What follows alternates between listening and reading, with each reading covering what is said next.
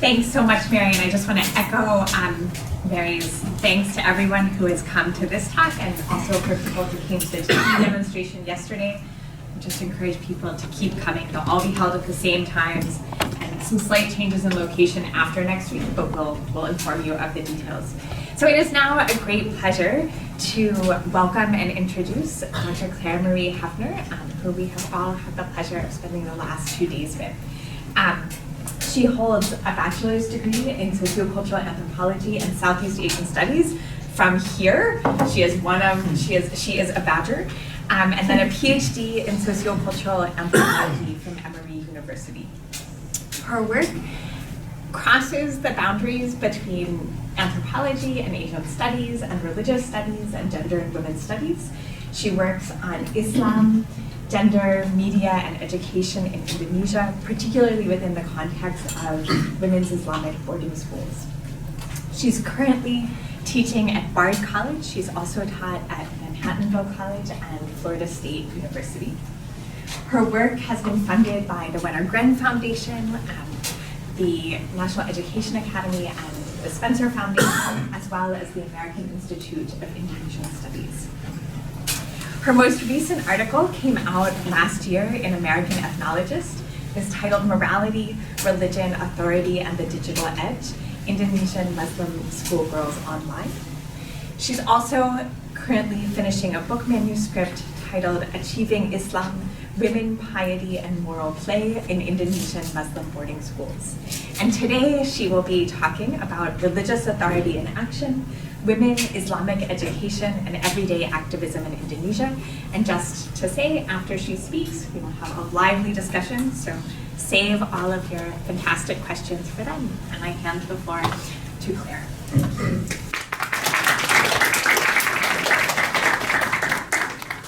Thank you so much, Terrell, for that introduction, and thank you all for being here today. Again, in particular, given this weather, it's really an honor to be able to present here again at the Center for Southeast Asian Studies, which is a really important formative space for me intellectually during my time here as an undergraduate, and also during the various language programs. Should I speak up now? Okay. So again, this was a really informative space for me as an undergraduate, and also during the various summer programs, language programs that I joined here during my graduate years.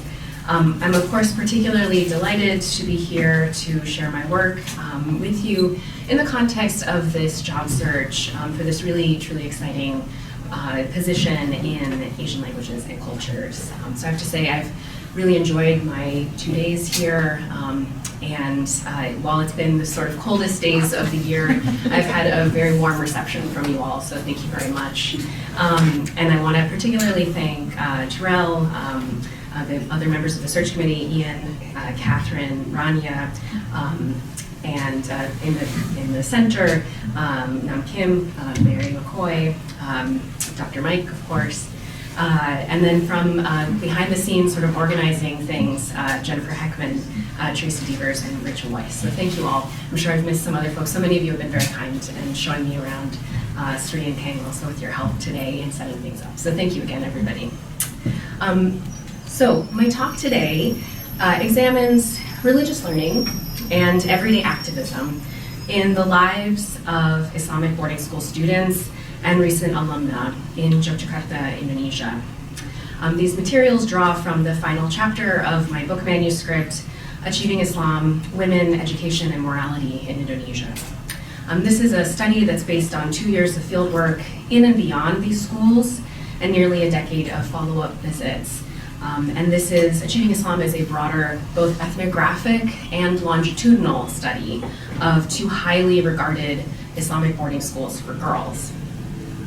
For the purposes of my presentation today, I'll be focusing on the experiences and life trajectories of students from just one of the 2 schools at the heart of my study, and that's Pesantren Kerapiat Ali Maksum, which I'll refer to as Kerapiat. Kerapiat is affiliated with the largest Muslim social welfare organization in Indonesia, the neo-traditionalist Nahdlatul Ulama, or NU, I may say NU, as they say in Indonesia, with some 45 million members, so not too shabby. In the Indonesian setting, Traditionalism refers to those Muslims who seek through study to emulate classical Islamic learning, a process known as taqlid, with its emphasis on canonical, legal, and moral commentaries in addition to the Quran and the Sunnah of the Prophet Muhammad. The term neo-traditionalism has been used by scholars, for example, like Ron Slutkin's Bull, to emphasize the dynamic, adaptive, and changing nature of the organization in the context of contemporary reforms. And I bring this up just to say that the label of traditionalism versus modernism is not to say one is more traditional or modern than the other. This is also a very contemporary movement. Instead refers to this epistemology, essentially. So Indonesia, as I'm sure many of you are familiar with, of course, is the largest Muslim majority country in the world and is home to almost 27,000 Islamic boarding schools. They're known locally as pesantren, and most Islamic boarding schools in their kind of classical form are located in rural areas. They're set apart from cities and towns, and often situated great distances from students, friends, and families. Pesantren students are referred to as santri, and they're restricted to school grounds during the school year, with just a very brief break to return home during certain holidays like Ramadan. Santri are allowed only very limited access to cell phones, the internet, and the media. And these are all regulations that are intended to insulate them from the distractions and temptations of popular culture and outside influence, something that I spoke about last fall here at the center. Now, Islamic boarding schools in urban settings, like the one that I'm going to be talking about today, are less common, but this has been changing in recent years. They most often take the form of gated facilities that are otherwise removed from the surrounding neighborhoods by fences or walls. In urban pesantren, too, students are allowed only limited time off of school grounds, although they are allowed a little bit. In their textbooks and in teachers' lectures, cities and the urban landscape are depicted as morally distracting and potentially even perilous. The pesantren, in contrast, appears as an oasis of piety and order within the unprincipled tumult. Now, Pesantren Krapia Ali Maksum is located on the southern border of Yogyakarta. The school is part of a broader complex of pesantren, this which is very common for pesantren to kind of fissure and become a larger complex of many pesantren. And this broader complex of pesantren offer programs from essentially elementary school through high school. For my research, I was focused on the 6-year program for middle school through high school age girls. Now, students at Krapia come from lower middle class to middle class backgrounds. They bring to the schooling experience middle class imaginings, including but not limited to a college degree, a respectable career, often the preferred area would be a white collar profession, marriage, often companionate marriage, and a dual income family. But these imaginings for Krapia students are at times tempered by the socioeconomic realities of students' lives. Now, students at Krapia receive training in neo-traditionalist approaches to religious texts. Through close study with learned teachers and older classmates, they develop their Quranic exegesis and memorization skills and work their way through a series of kitab kuning, which literally translates to yellow books and refers to works of classical, typically jurisprudence or fiqh, usually in Arabic, although not exclusively, and many of them originally of medieval Middle Eastern provenance. Ethical instruction at Krapia goes beyond explicit study of religious materials. This is where my interests really lie, are these beyond the explicitly religious moments, and the moral instruction beyond these text studies. Krapia students are held to high standards of moral and social conduct, dress, appearance, scholarship, and piety. Their schedules keep them busy with Quranic training and lessons from before sunrise to long days of classes followed by homework and additional lessons well into the evening. With a curriculum that incorporates the national curriculum, a mandatory 70% of school hours, the state Islamic curriculum, which in principle is mandatory 30% of the remaining hours, as well as the school's own curricular amendments, students are taking anywhere from 24 to 28 subjects in a single semester. So next time you're advising students, remind them at least they're not in a Pesantren. This also meant that when I sat in on classes, before I fully understood the complexity of students' lives my first time in these schools, I would ask the student I was sitting next to, oh, what class is next? Like, who's the teacher? And they'd go, I don't know. Like, right? So it's a very overwhelming thing for them.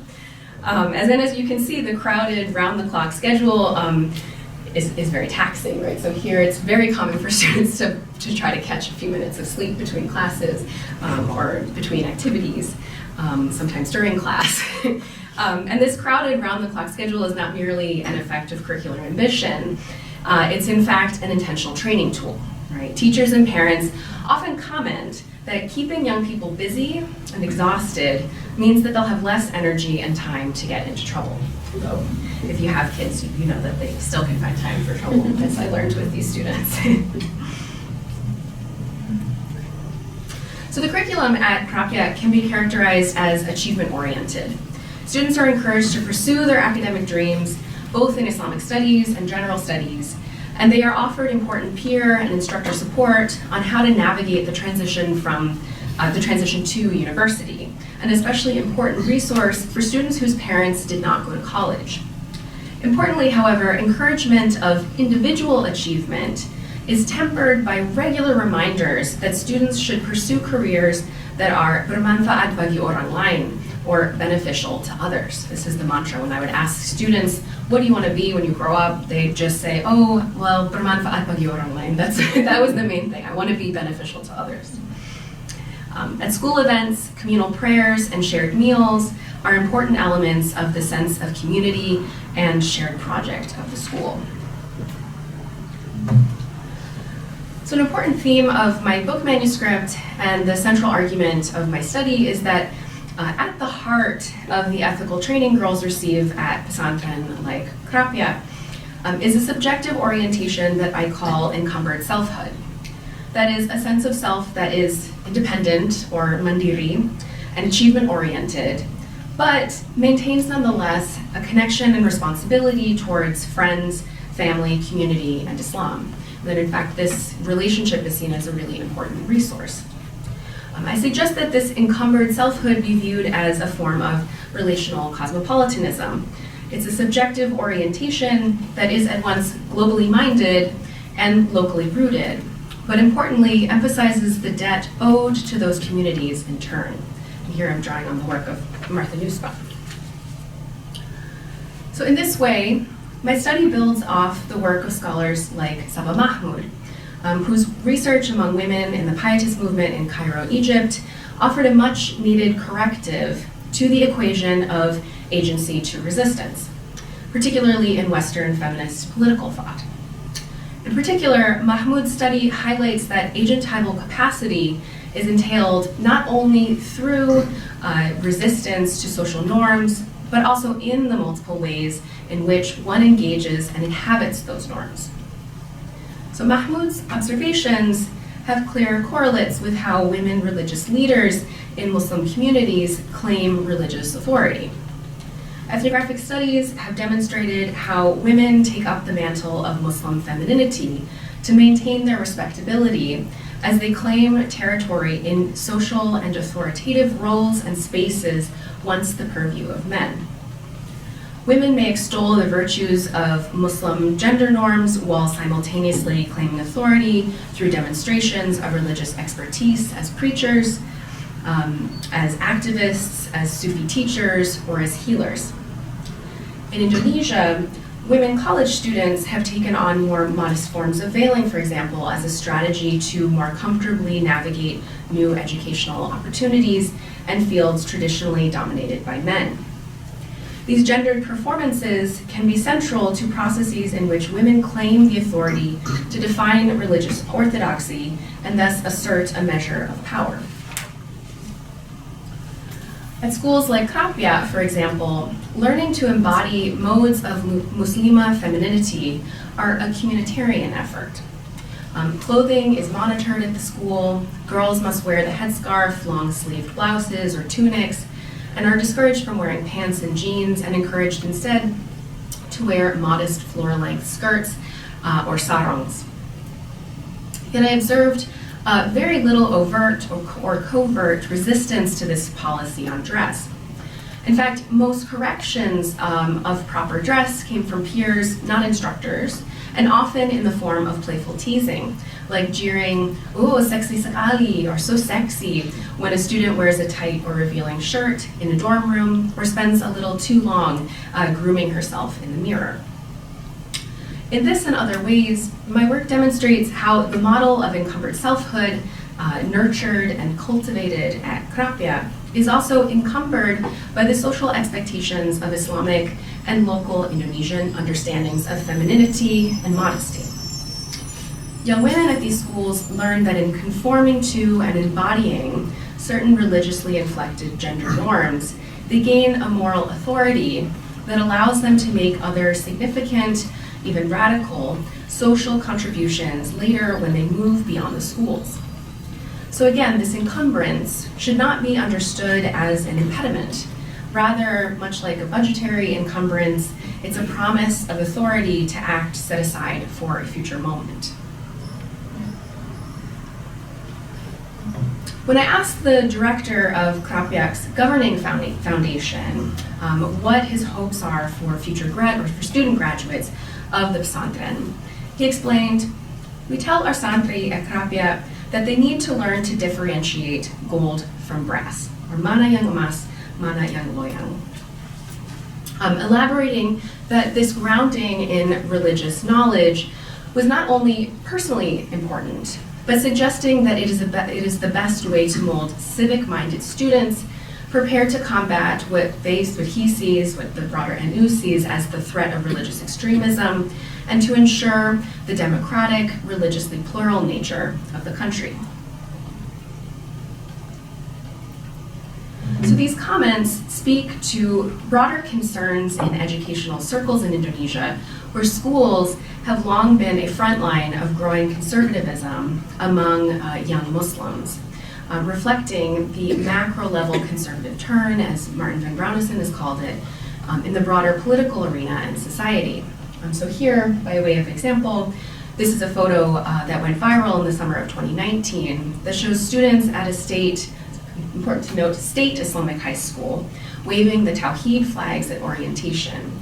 And these flags are associated with the now banned transnational Islamist group Hizb ut-Tahrir Indonesia, or HTI, as well as the Islamic State of Iraq and Syria, or ISIS. This photo raised national concerns about radicalization in public schools in particular. So in response to these trends, Krapia sees itself as training the bulwark guardians of Islam of the archipelago, or Islam Nusantara, the motto of NU's social efforts since 2015, positioning themselves as representatives of correct Islam that aligns with the democratic state. The religious training young women receive at Krapia ideally prepares them to take on critical roles in the broader NU and its women's branches of Muslimat NU and Fatayat NU. While many young women do take on such overt leadership roles, they draw on their religious training to engage in much smaller scale, but nonetheless important, everyday activism as moral commentators, local leaders, and as religious custodians of their communities. So I want to turn now to several vignettes, which I'll use as examples of girls' everyday activism and displays of their moral training in claims to authority in the classroom, in digital spaces, and in life beyond the pesantren.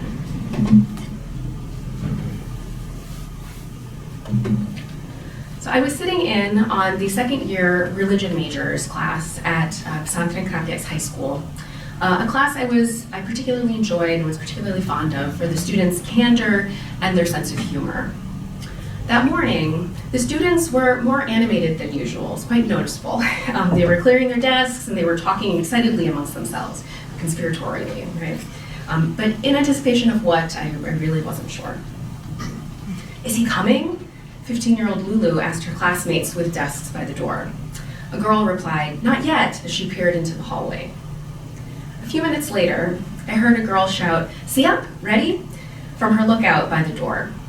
The girls grew quiet for a moment before Lulu began to lead her classmates in one of their favorite solawatan, or recitation of Arabic poetic songs in praise of the Prophet Muhammad.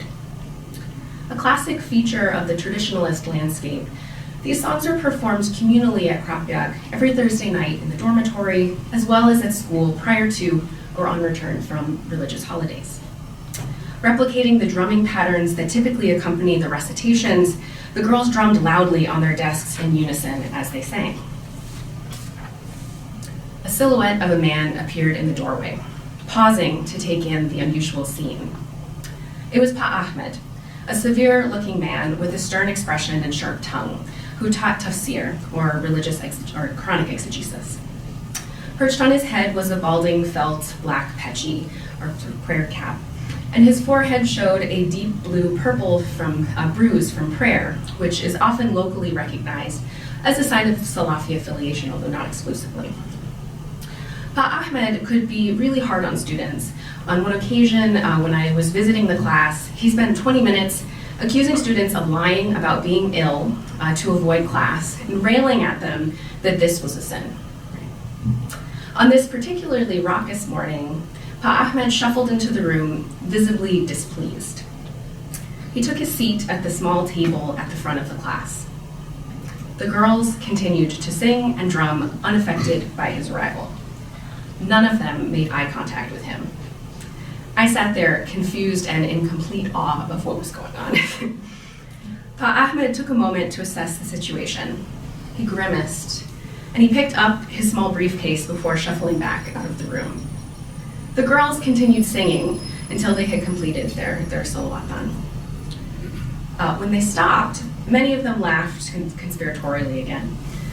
I leaned over to Amalia, a soft-spoken young woman who often shared her desk with me, and I asked, "What just happened?" She explained, "Pa Ahmed has been lecturing us about how solawatan chanting is bid'ah, or heretical innovation deemed not in adherence to religious standards." Lulu chimed in from the front of the room, "But we're religion majors. We know solawatan is allowed." Amalia leaned in to whisper, "We think Pa Ahmed says those things because he isn't NU and he might be a Salafi." The following week, Pa Ahmed did not show up for class. I later learned that news of the solawatan incident had reached the leadership of the school. It was rumored that Pa Ahmed was affiliated with the nearby Neo-Salafi mosque. He was quietly removed from his teaching position, and a fresh-faced university student and NU activist took his place in the weeks that followed. So this classroom scene from my fieldwork at Krapyak was admittedly an unusual one, as you can tell from my reaction as I watched it. The students very often playfully teased their teachers. This was one of the only instances where I witnessed an instructor's authority being so directly challenged. What makes this moment important, however, is that it stands as an instance of moral authority in action and an example of everyday activism among Islamic boarding school students. In this case, the religion majors confidently claimed their authority to determine what was and wasn't Islamically appropriate. By banding together as a class, students were also emboldened to directly challenge a male religious teacher and scholar. More common were the everyday, subtle, and not so subtle moments of young women pushing to maintain community identity and religious ideals, which most typically here, I'll turn to another example, took the form of this kind of peer monitoring. So educators at Krapyak emphasize that a pious Muslim must not only be able to recognize the good and the bad in themselves, but they must be aware of these characteristics in others. especially their close friends and peers. This shared moral mission is consistent with the deeply influential Quranic injunction to, quote, enjoin the right and forbid the wrong. In day-to-day settings, this injunction is invoked in support of simple ethical exercises, such as encouraging friends and classmates to adopt correct behaviors and surrounding oneself with peers who are proper role models. A quote-unquote bad girl can easily lead her friends astray, it's believed. It is widely accepted by teachers, parents, and students alike that the molding of an ethical subject takes place even within informal social interactions with peers. At Krapyak, this message was more explicitly rendered through peer supervisor programs. Alumna often stayed on at the Pesantren to serve as house sisters, for example, for younger students, to oversee Quranic memorization, and to serve as models for their young charges.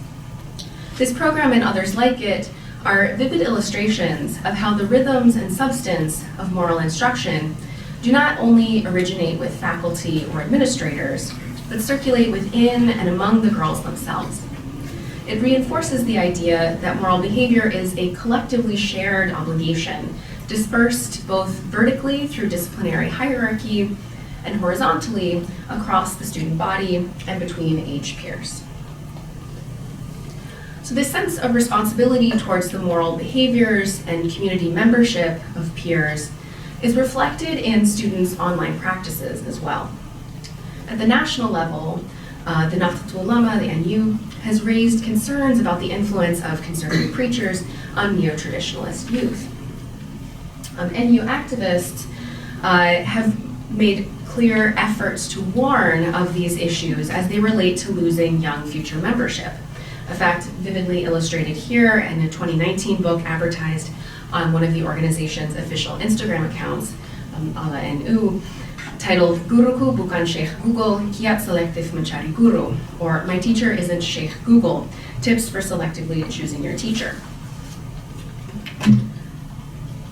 At the level of students themselves online, it was not uncommon for alumna to correct their peers' posts that did not follow certain teachings from the Pesantren. So for example, in 2019, Mira and Windy, two alumna who had just started college, had a public exchange on Facebook.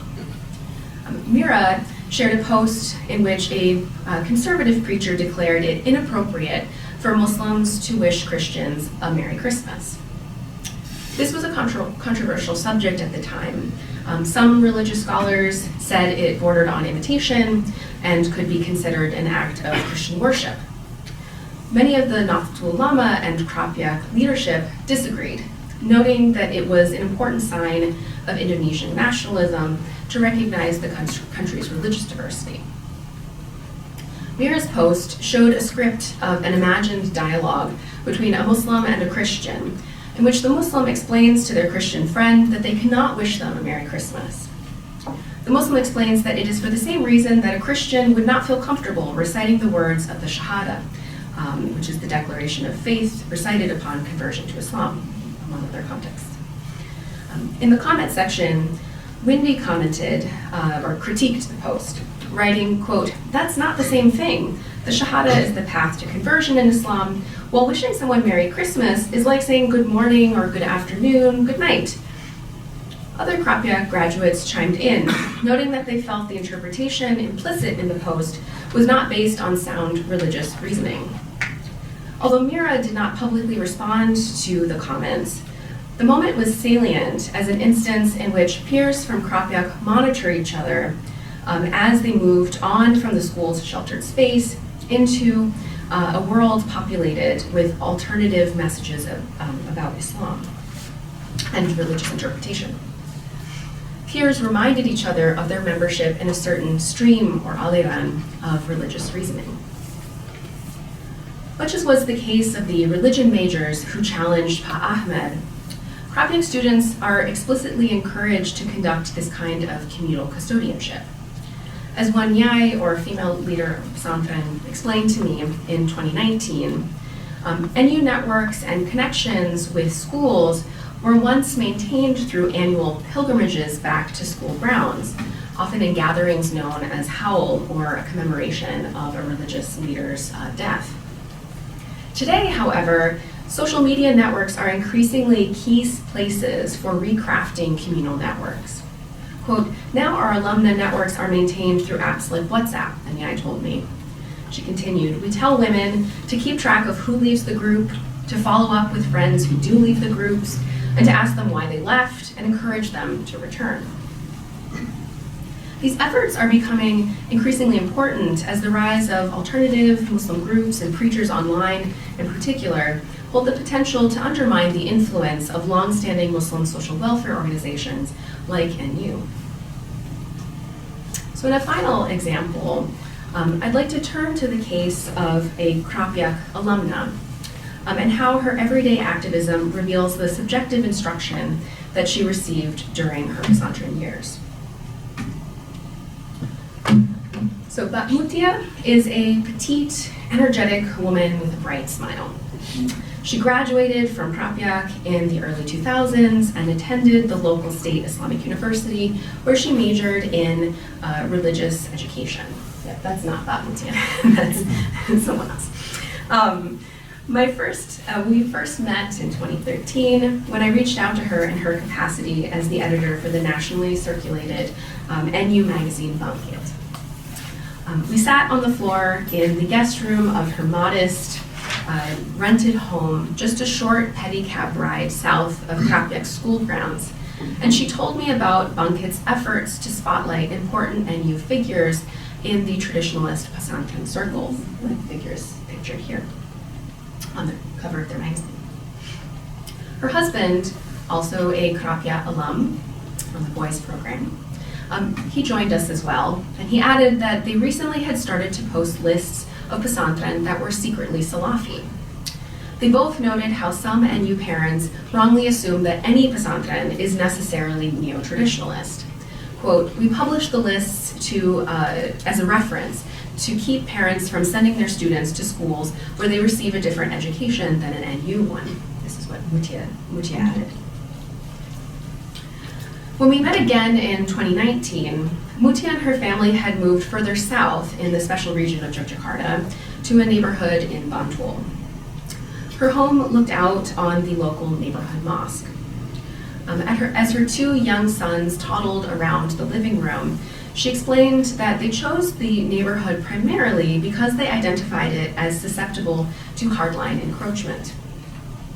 Quote, the residents here, they don't have strong groundings in Islam or Islamic education, so it's very easy for Salafi preachers and activists to infiltrate, she explained.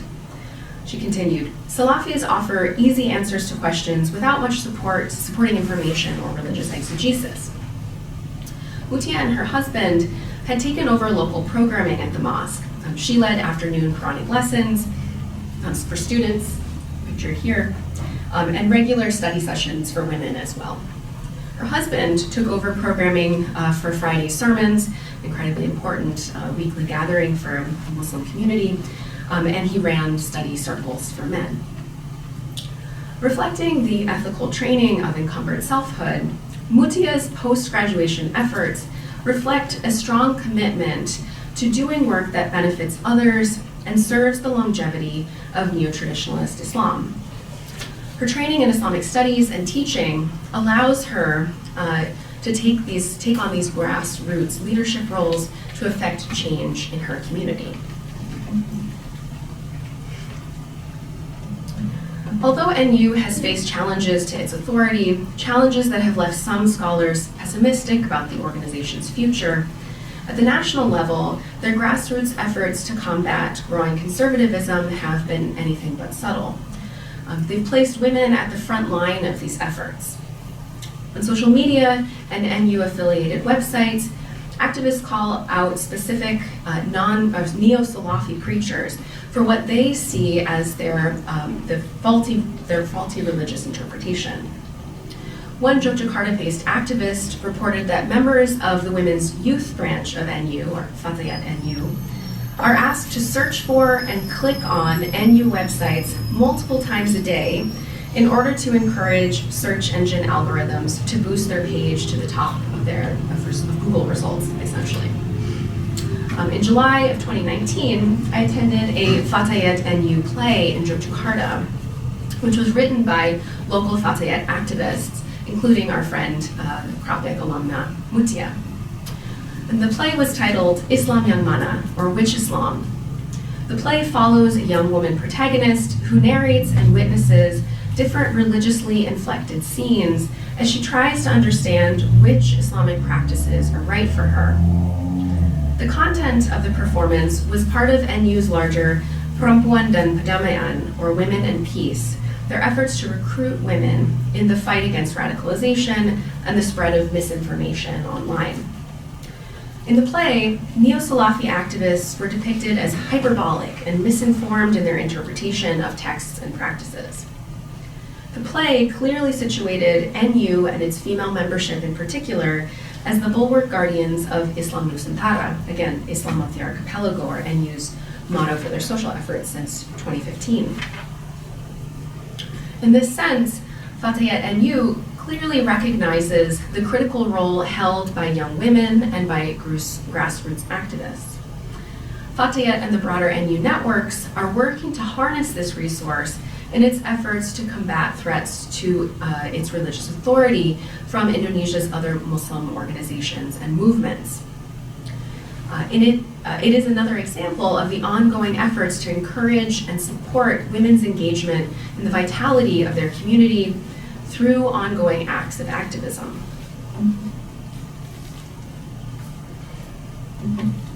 So in her study of women's activists from NU and Muhammadiyah, Nelly van Doorn Harder notes that Indonesian Muslim women are often viewed as holding a relatively high status, particularly in comparison with their peers in some other Muslim contexts.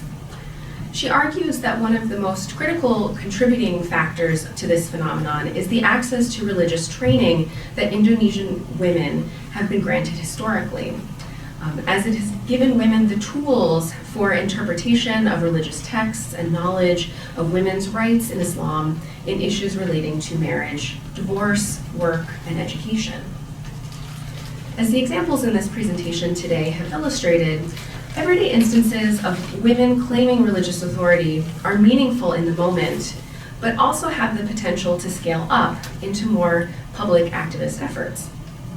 They're an important reminder that women's activism and agency are more generally, may not always take the form of public resistance or political protest. Instead, NU women often take the position of bolstering their efforts for social and gender justice by demonstrations of their religious expertise, drawing textual support for their positions from the Quran and the Hadith.